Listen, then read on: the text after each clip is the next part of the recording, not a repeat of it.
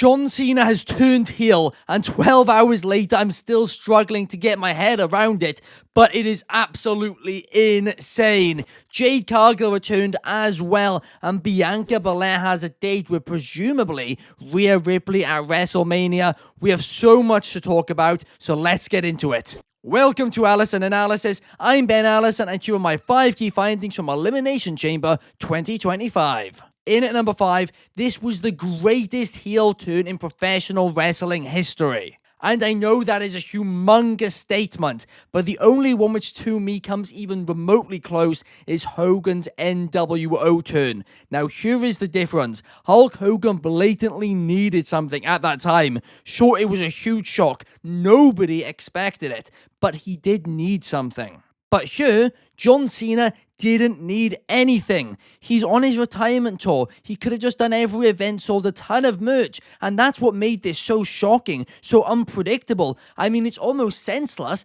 but in another way, it makes so much sense. He wants to be the greatest of all time. He wants to go down winning that 17th championship, and The Rock helping him to do it, and him turning to the dark side to be able to achieve that, well, it does make sense. I know for months I was saying Cena won't win the Rumble, Cena won't win the Chamber, it's not going to be Cena versus Cody at WrestleMania, that makes no sense.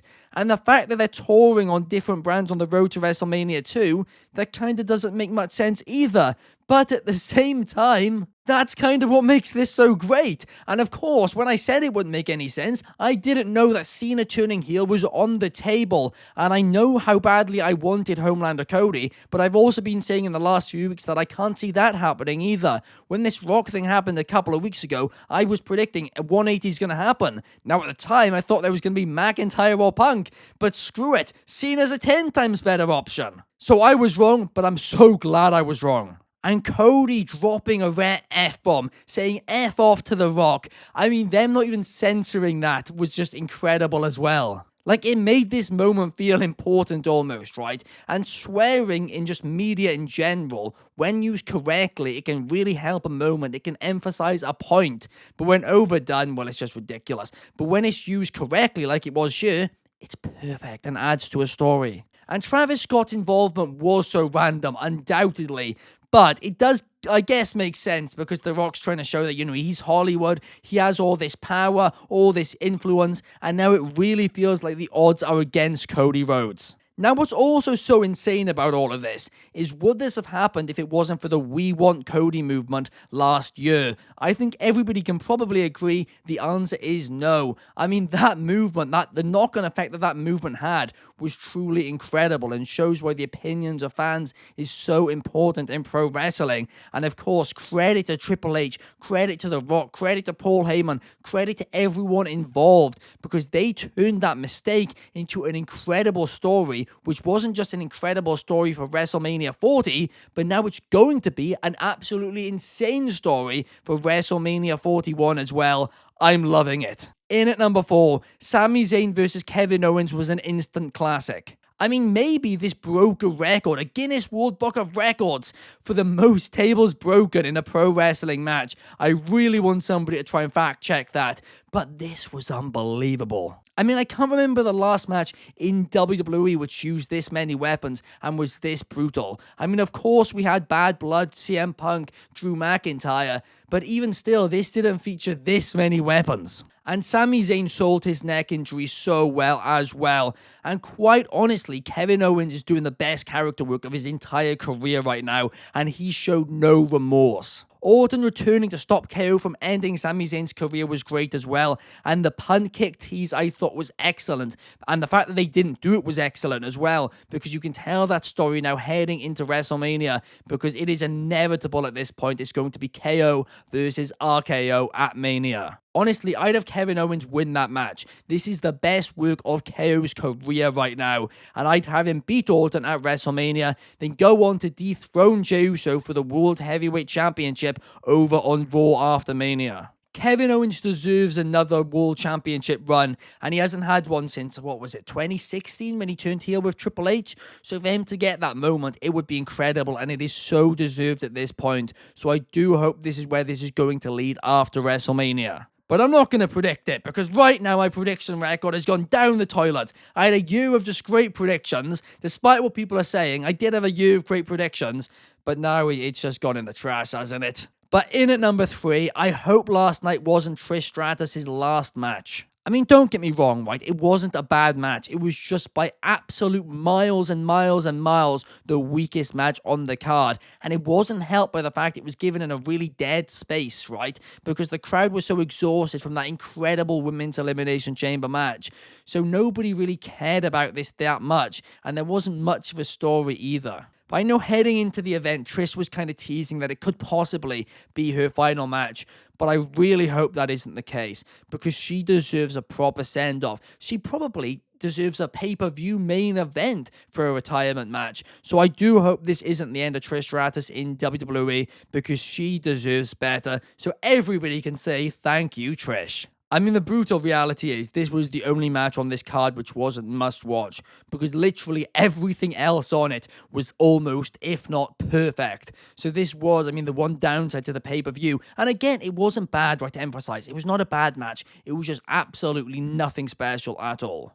Before we get to the top 2 key findings, if you guys could like and subscribe, that would be massively appreciated. Here at Wrestling Republic, we create between 5 to 10 free videos per week. And in addition to that, we have a live daily stream every single day at 8 p.m. UK, 3 p.m. Eastern over in America, and 12 p.m. Pacific in America. I hope to see you guys there. Thank you. In at number 2, Rhea Ripley versus Bianca Belair will be an absolute banger, but it does feel random. I'm hyped for it already, right? And this match is a WrestleMania match any year, no doubt. In fact, this is a WrestleMania main event any year.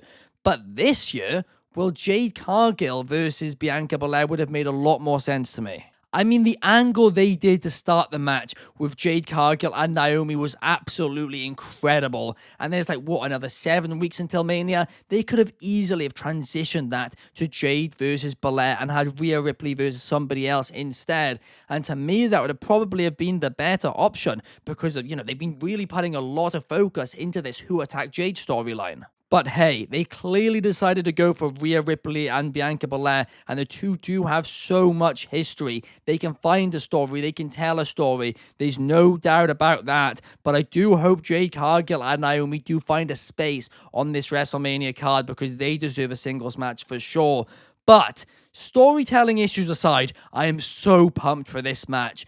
Rhea Ripley and Bianca Belair haven't faced each other in quite a few years now, but we know from their days in NXT, they have incredible chemistry, and this could easily be a 5-star classic at WrestleMania, and in my opinion, it should main event night 1, but they just have to figure out a storyline for it first. In at number 1, the Men's Elimination Chamber match was an all-time great. This will go under the radar because of the incredible, insane angle which happened post-match, but the actual Men's Elimination Chamber match was absolutely phenomenal as well. I mean, the dirt sheet, and of course, here at Wrestling Republic were dirt sheet free, but I will touch upon this for a second. The dirt sheets were claiming Drew McIntyre was going to win this match. So when he got eliminated first, well, I smiled. I was like, these absolute fools who tried to ruin this for everybody were wrong, and suddenly it's all unpredictable once again. I really hope WWE continue to work the dirt sheets, right?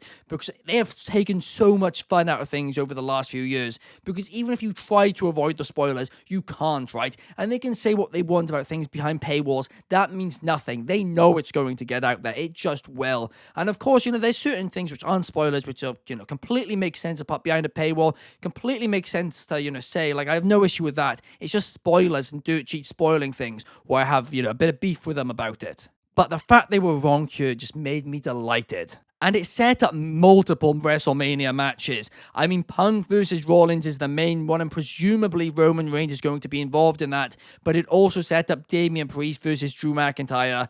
Yes, I'm not a biggest fan of that. I do think Drew McIntyre should have been involved in the other storyline with CM Punk, Seth Rollins, and Roman Reigns. But still, I understand it. But one thing which was clear throughout the entirety of this match was CM Punk's desire, his absolute passion and want to main event a WrestleMania. It's the one thing he's never done, and he fought like hell. He was kicking out of everything, but in the end, it was Seth Rollins who screwed him, and Cena did happily take advantage of that. And perhaps in hindsight, that was a little bit of foreshadowing. But honestly, for the last 10 minutes of this match, I had no idea who was going to win. It was so unpredictable, it was so fun, and it led perfectly into that incredible angle post-match. I mean, just talking about it makes me smile. I do think there is easily an argument that could be made that this was the greatest Elimination Chamber match of all time. There's another few, especially the first ever Elimination Chamber match, which could be considered as well, but undoubtedly for me, this was a banger of a bout. But overall, Elimination Chamber, my oh my, this has to be one of the best PLEs in WWE history, right? There was one, kind of downside to it, and that was the women's tag team match. But again, that wasn't bad. It just wasn't as good compared to everything else. And again, it was a 4-match card as well, so I guess it is a little hard to say, it's up there with the best PLEs of all time because it had a lot less matches. But from a story perspective, and you guys know me, I always say story is king.